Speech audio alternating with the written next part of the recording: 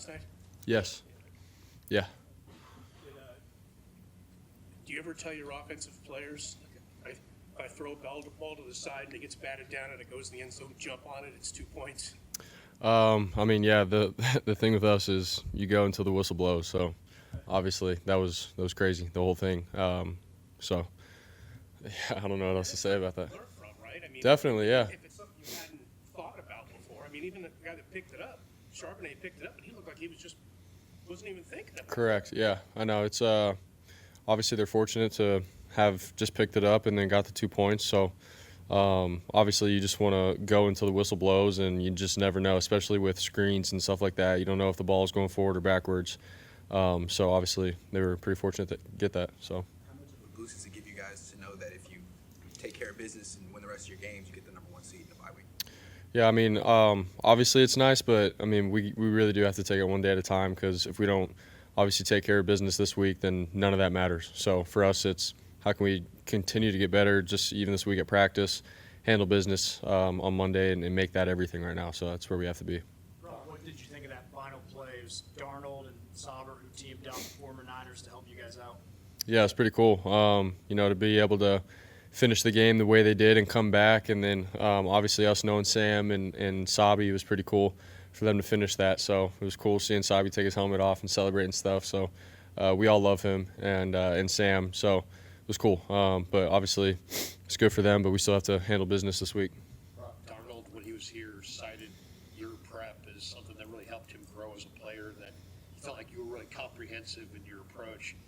Where did that come from? Was that Campbell, or was that high school? Where did you start kind of hitting every single variable on every play? I feel like just growing up, every stage that I got to, high school, I think my high school coach did a great job with teaching me just playbook stuff and being detailed. And then getting to college, Coach Campbell and my quarterback coach, Coach Gordon, helping me with my footwork and everything being timed up with my feet. And then coming here into Shanahan's offense and learning from obviously the guys ahead of me, Trey, Jimmy, Nate Sudfeld, and then being coached up by Greasy and Kyle. So like just all of those things together, I feel like sort of just have allowed me to understand the position of quarterback and what that entails, and the mindset, the studying, the prep, the footwork, all of that put together. So, and then when Sam came in, dude, he helped me too, just with his experiences and everything. So it was a cool year that we had together, and it was cool hearing him say, he took some stuff away from my prep and the things that we did as a quarterback room that year. 3 years ago, you went to Indy for the Combine. What do you remember from how you did and just how it affected you? Yeah, I mean, I'm not a guy that's going to really pop when it comes to the testing and all that kind of stuff. So to me, that was that. But I remember just being in there throwing and stuff and being like, dang, this is pretty cool. Like as a kid growing up, watching the Combine and stuff, Lucas Oil Stadium in Indianapolis. And I don't know, I thought it was like just a surreal moment. But, more than anything, I just wanted to opt with an NFL team and to go from there. So I'd be able to go back there Monday night, and actually play a game there this time would be really, really cool for me. So just little moments like that you got to appreciate as you go in your career. Studying Phillip Rivers, but as a fellow quarterback, how do you explain what he's pulling off at his age, given the layoff he's had? It's insane. To be able to basically cold turkey it and come back, 5 years later, and to complete passes and go through an offense and compete and have his team in position to win games. Like, dude, that's insane. And especially, for how physical the game is at quarterback. Like, people think, the quarterback doesn't get hit. Like, dude, you're dropping back and you're getting hit after throws, and you got to scramble, throw the ball away, and take a hit, and then get back up and jog back to the huddle, say the play. Like, all those little things that you don't really think of, to be able to do that at that age with that amount of time off and come in and compete right away, man, is very impressive. So he's a Hall of Famer, and to be able to go up and compete against him, it's going to be an honor. We all respect the heck out of him. You see yourself playing the NFL when you're 44? We'll see. You got to take it 1 year at a time. What stands out about the Colts defense when you watch them? Man, they do a lot. And I think they do a great job of just playing fast and hard. The physicality when you watch their film pops out. They fly around to the ball, and I think just overall they got playmakers. Their defensive line, they all play together. They're really physical. And then the guys outside of that, man, they're flying around and they make plays on the ball. So this is a defense that you can't slip up on, you can't take a breath on for one play. Like they'll expose you right when you think you got it. So it's going to be a 4-quarter game of being disciplined and attacking when we need to attack, but we respect the heck out of them, and what their D coordinator has done wherever he's been.